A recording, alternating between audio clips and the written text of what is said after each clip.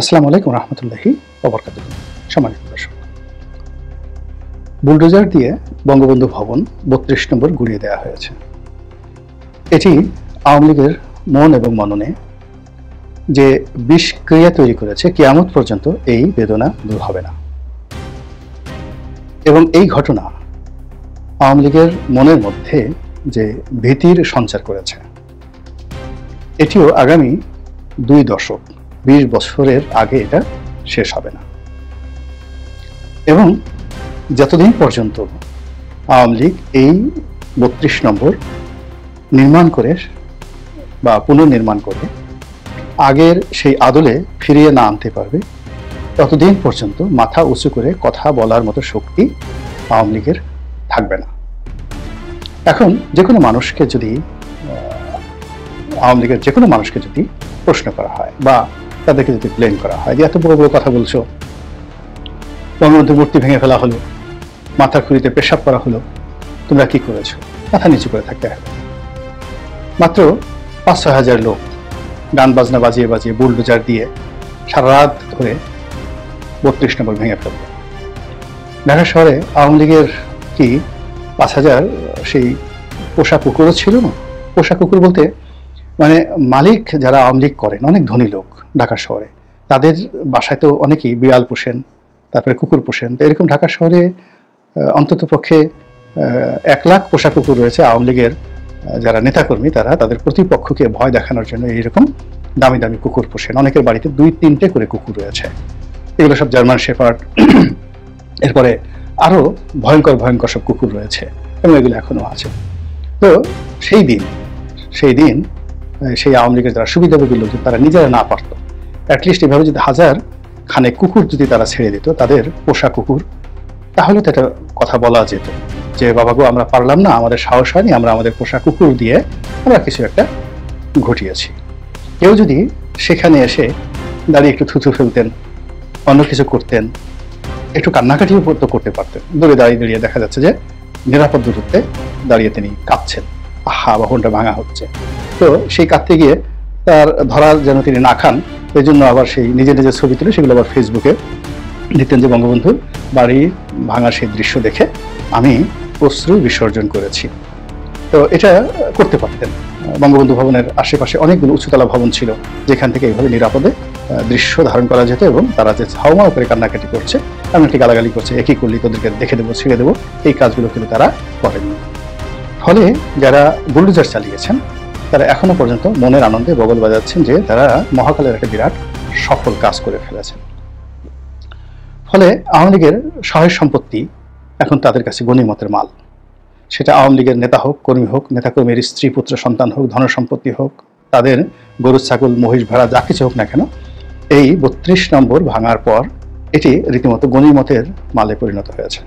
ফলে আওয়ামী বিরোধী শক্তি যখন যেভাবে ইচ্ছা তারা প্রয়োজন মনে করলে কারো ব্যবসা প্রতিষ্ঠান দখল করতে পারেন, কাউকে কলার ধরে টেনে হিঁচড়ে পুলিশের গাড়িতে তুলে দিতে পারেন, কাউকে গণপিটুনি দিতে পারেন, কারো বাড়িতে আগুন ধরিয়ে দিতে পারেন, কারো বাড়িতে বুলডোজার লাগিয়ে দিতে পারেন। এরকম একটা পরিবেশ পরিস্থিতি বাংলাদেশে বিরাজ করছে এই ৩২ নম্বর ভাঙার পর। অন্যদিকে যারা জেলে আছেন বা জেলের বাইরে আছেন, তারা বলতেছেন বাবারে বাবা, কি শক্তি গো, এরা ৩২ নম্বর ভেঙে ফেললো।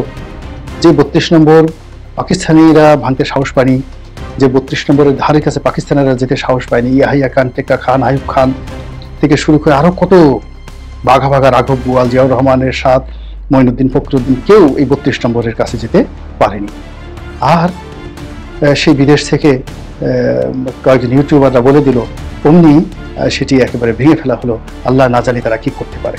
এই অবস্থা নিয়ে আলাপ আলোচনা হচ্ছে এবং এরই মধ্যে আবার সুধা সদন একেবারে ৩২ নম্বরের আদলে ভেঙে ফেলার জন্য কথাবার্তা হচ্ছে। এবং সম্ভবত আমি প্রথম এই বিষয়টা নিয়ে ভিডিও করছি। এর কারণ হলো, যদি সম্প্রতি শেখ হাসিনার যে বক্তব্যগুলো, সেই বক্তব্যগুলো এখন আর মাঠে ততটা সাড়া ফেলছেন না। মধ্যে কয়েকদিন জাহাঙ্গীর কবির নানক কিছু বলার চেষ্টা করেছেন, সেটাও পানি পাচ্ছে না, হালে পানি পাচ্ছে না। তারপরে বাহাউদ্দিন নাসিম সাহেব কিছু বলার চেষ্টা করেছিলেন, খাচ্ছে না। তারপর মোহাম্মদ আরাফাত, অধ্যাপক মোহাম্মদ আরাফাত, তিনি অডিও বার্তা দিয়ে অনেক সুন্দর করে স্টাইল করে কথা বলার চেষ্টা করেছেন, শূন্য, জিরো।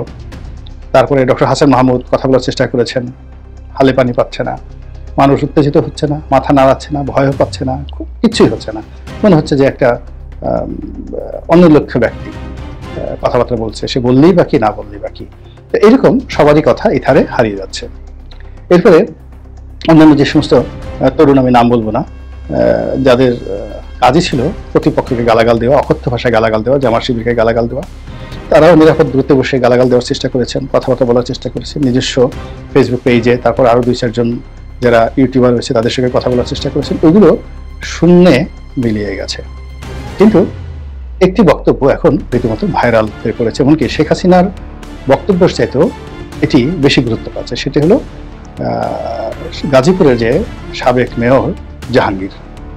তো জাহাঙ্গীরের কারণে আওয়ামী লীগের অনেক দুর্ভোগ হয়েছে, আবার আওয়ামী লীগের কারণে জাহাঙ্গীরের অনেক দুর্ভোগ হয়েছে। জাহাঙ্গীর ছাত্রলীগ করতে আমাদের ছোট ভাইয়ের মতো মানুষ, খুবই ভালো ব্যবহার, চমৎকার ভালো ব্যবহার, এবং আমাদের দেশে যেটি চায় পিঠে হাত বুলানো, তারপর শেষে মানুষের সাথে সুসম্পর্ক স্থাপন করা, বিএনপি, জামাত, আওয়ামী লীগ সবার সাথে সে একটা সম্পর্ক মেনটেন করতো। এই কারণে সে জনপ্রিয় ছিল, এবং সেই জনপ্রিয়তার উপর ভিত্তি করে সে প্রথম উপজেলা ভাইস চেয়ারম্যান হয়। তো সেখান থেকে তার সঙ্গে যে কোনো কারণেই হোক ওবায়দুল কাদের একটা ভালো সম্পর্ক হয়ে যায়, এবং সে মেয়র পদে দাঁড়ানোর স্বপ্ন দেখতে থাকে। তো যখন প্রথম আজমতুল্লাহ সাহেব এবং অধ্যাপক মান্নান সাহেব প্রতিদ্বন্দ্বিতা করেন, এবং আজমতুল্লাহ সাহেব আওয়ামী লীগের প্রথম সারির নেতা, আমাদের ডিপার্টমেন্টের বড় ভাই, ভদ্রলোক মানুষ হিসেবে সর্বজন পরিচিত, তার সুনাম সুখ্যাতি যথেষ্ট। কিন্তু প্রান্তিক লেভেলে জাহাঙ্গীরের যে জনপ্রিয়তা, তরুণদের মধ্যে যোগাযোগ, সেটি আজমতুল্লাহ সাহেবের নেই। ফলে জাহাঙ্গীর ওই বছর প্রার্থী হতে পারেনি, কিন্তু তাকে নিয়ে ওই বছরই কিন্তু আলোচনা শুরু হয়। এবং জাহাঙ্গীর যে কোনো কারণে হোক, কৌশল করে হোক বা ব্যবসা বাণিজ্য করে হোক, চাঁদাবাজি করে হোক, জমির দালালি করে হোক, সে যখন উপজেলা চেয়ারম্যান ছিল অভিনব কায়দায় সে যথেষ্ট অর্থবিত্তের মালিক হয়ে যায়। আমি তার যারা কলিগ তাদের কাছে জিজ্ঞাসা করেছিলাম যে কীভাবে এই সমস্ত টাকা পয়সার মালিক হলো। তো সবাই যে জিনিসগুলো বললেন তাতে মনে হলো যে সে হাজার হাজার কোটি টাকার মালিক হয়ে গেছে সে উপজেলা ভাইস চেয়ারম্যান থাকাকালীন অবস্থা, এবং সেই টাকা সে একা ভোগ করেনি, সে টাকা সে অনেকের মাঝে বিতরণ করেছে। এবং আওয়ামী লীগের যারা কেন্দ্রীয় নেতৃবৃন্দ রয়েছেন তাদের মধ্যেও বিতরণ করেছেন। ফলে পরবর্তীতে সে মেয়র পদে মনোনয়ন পেয়ে যায়, দলীয় মনোনয়ন পেয়ে যায় এবং বিপুল ভোটে নির্বাচিত পেয়ে যায়। তো মেয়র নির্বাচিত হওয়ার পর তার যে সেই অতীতের কর্মকাণ্ড, টাকা রোজগারের যে কর্মকাণ্ড, এটি বাড়তে থাকে, এবং তার প্রতিপক্ষ যারা লোকজন রয়েছেন তারা আবার শেখ হাসিনার কান ভারী করতে থাকে। ফলে শেখ হাসিনার সঙ্গে তার ব্যক্তিগত সম্পর্ক খুবই খারাপ পর্যায়ে চলে যায়, এবং একটা পর্যায়ে সে বহিষ্কৃত হয়।